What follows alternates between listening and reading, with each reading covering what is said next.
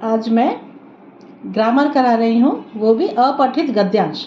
मैंने पहले ही वाक्य किया हुआ है, विलोम शब्द किया हुआ है, ग्रामर के मैंने बहुत कुछ किया हुआ है। अगर इस अपठित गद्यांश में उनमें भी अगर आधारित प्रश्न हो तो आप लोग कर सकते हो। यह एग्जाम में ये एक अपठित गद्यांश अवश्य आता है। ये प्रैक्टिस के लिए मैं ये कर रही हूँ, मेरे साथ आप लोग भी कर सकते हो। तुम्हें जैसे निम्नलिखित गद्यांश को पढ़कर उनसे संबंधित प्रश्नों के उत्तर दीजिए। तुम्हें क्या करना चाहिए, इसका ठीक ठीक उत्तर तुम्ही को देना होगा, दूसरा कोई नहीं दे सकता।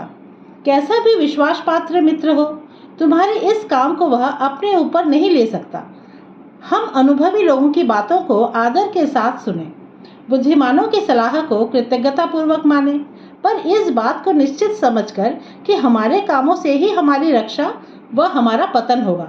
हमें अपने विचार और निर्णय की स्वतंत्रता को दृढ़तापूर्वक बनाए रखना चाहिए। जिस पुरुष की दृष्टि सदा नीची रहती है, उसका सिर कभी ऊपर न होगा।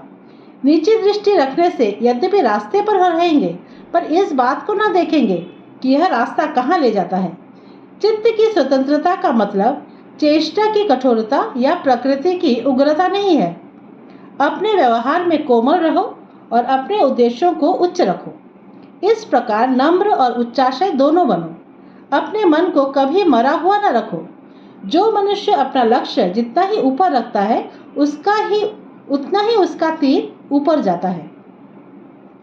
संसार में ऐसे ऐसे दृढ़ चित्त मनुष्य हो गए हैं जिन्होंने मरते दम तक सत्य की टेक नहीं छोड़ी, अपनी आत्मा के विरुद्ध कोई काम नहीं किया। राजा हरिश्चंद्र के ऊपर इतनी इतनी विपत्तियां आई, पर उन्होंने अपना सत्य नहीं छोड़ा। उनकी प्रतिज्ञा यही रही, चंद्र टरे सूरज टरे जगत व्यवहार, पै दृढ़ श्री हरिश्चंद्र को टरे न सत्य विचार। ये पैराग्राफ दिया हुआ है जो किसी टेक्स्ट बुक का नहीं है, ये अपठित है, मतलब तुम्हारे टेक्स्ट बुक से नहीं है। हमें ऐसा प्रैक्टिस करने के लिए ये मैं पैराग्राफ करा रही हूँ। अब प्रश्न जो आता है वो उसका उत्तर भी यही होता है, लेकिन तुम्हें अगर पैराग्राफ अच्छी तरह से समझ लो तो उत्तर एक ही टाइम में आ जाएगा।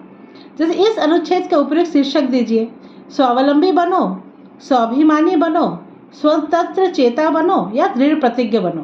तो इस पैराग्राफ के अनुसार हमारा आंसर होना चाहिए स्वतंत्र चेता बनो। मनुष्य को अपने निर्णय किस आधार पर लेने चाहिए? अपने विवेक के आधार पर, मित्रों की सलाह पर, अपने अनुभव के आधार पर या मित्रों के अनुभवों का जानकर। तो हमारे इस पैराग्राफ के अनुसार है अपने विवेक के आधार पर। मन को मरा हुआ रखने का आशय है निराश रहना, उदास रहना, उत्साहहीन रहना या शांत रहना।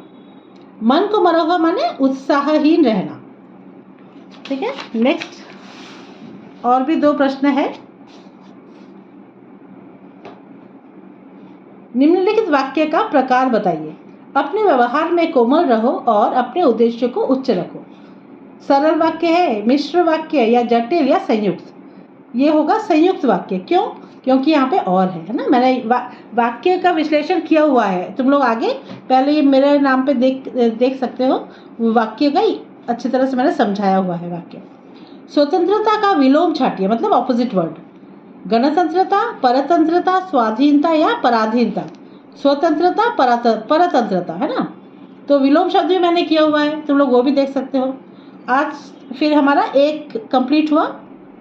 मैं फिर कल और एक नेक्स्ट कल करूँगी। ये तुम लोग प्रैक्टिस करना।